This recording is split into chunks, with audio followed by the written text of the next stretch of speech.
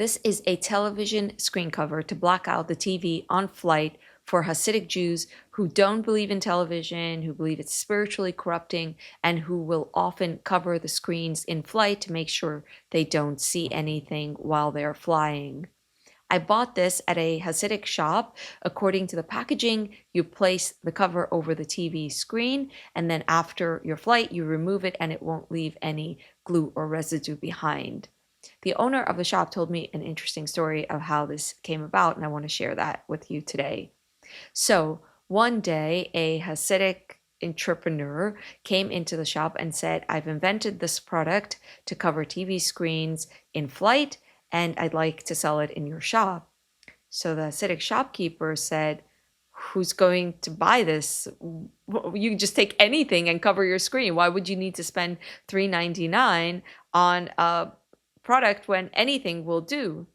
So the guy who invented the product said, well, if someone has spent $3.99 towards the effort of not looking at the TV, they are much more likely not to actually look at the TV.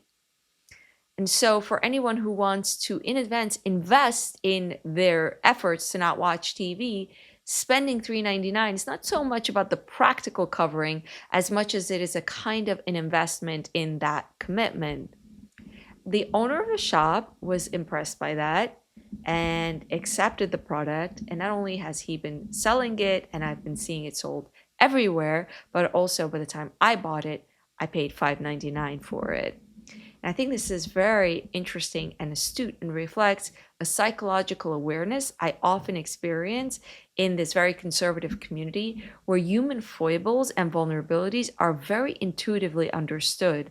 I find that in Western society, there's often an attitude of just have self-control, like as if we humans are independent, isolated actors who can decide what we want to do, and we will produce that effort, that behavior out of ourselves without really appreciating that we're very social creatures. We often do things because of our environment, because of different kinds of pulls, and we're not just robots that behave in a way that's entirely rational. So needing to trick yourself a little bit by investing financially in something as an incentive, I think that's it's a very interesting approach, and it's actually something that left me with a lot of food for thought. So while I have no problem flying and watching TV, I, at the same time, have taken away from this a lesson about putting little small financial investments towards things I really want to do.